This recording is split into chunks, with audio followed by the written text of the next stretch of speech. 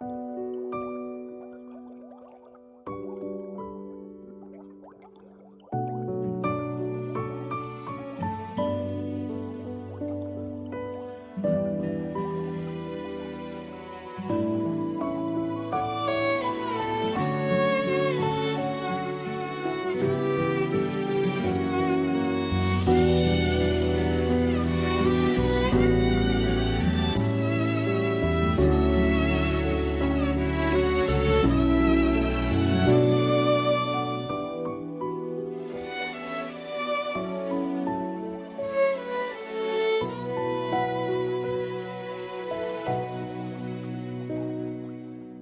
hôm nay cô ấy chẳng quan tâm gì mấy, chỉ cần một người để yêu thương lúc này.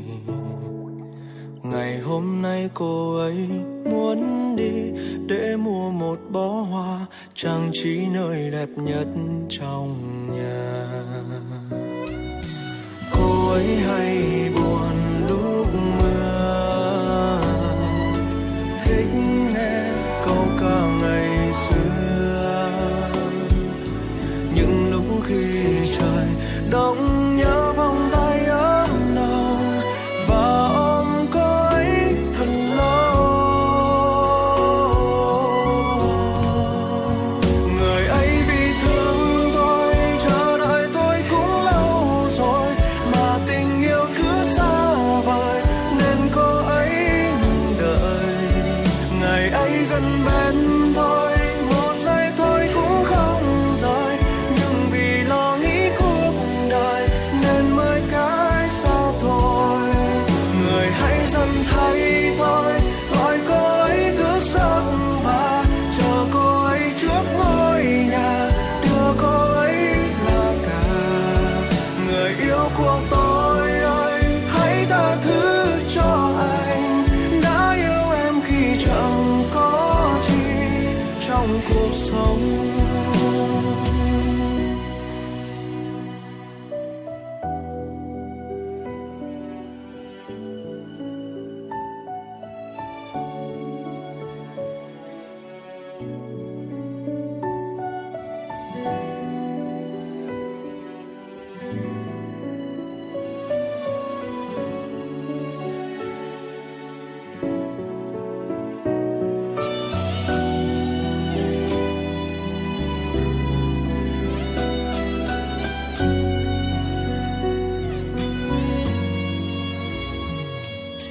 Cô ấy hay buồn lúc mưa, thích nghe những câu ca ngày xưa.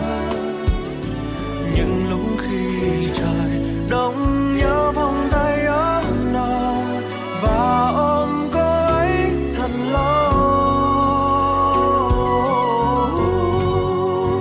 Người ấy vì thương tôi, chờ đợi tôi cũng lâu rồi, mà tình yêu cứ xa vời nên cô ấy đợi.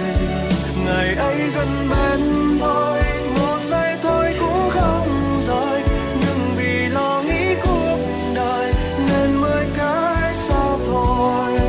Người hãy dần thay thôi, gọi cô ấy thức giấc và chờ cô ấy trước ngôi nhà, đưa cô ấy là cả.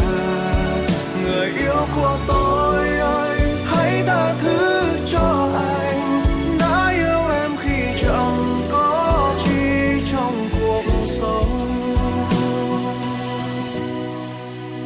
Người ấy vì thương tôi, chờ đợi tôi cũng lâu rồi, mà tình yêu cứ xa vời nên cô ấy ngừng đợi. Ngày ấy gần bên tôi, một giây thôi cũng chẳng rời, nhưng vì lo nghĩ cuộc đời nên mới cái xa thôi. Người hãy dần thay tôi, gọi cô ấy thức giấc và chờ cô ấy trước ngôi nhà, đưa cô ấy là cả. Người yêu của tôi ơi, hãy tha thứ cho anh, đã yêu em khi chẳng có chi trong cuộc sống. dành thời gian cho em nhiều hơn, đã chẳng mất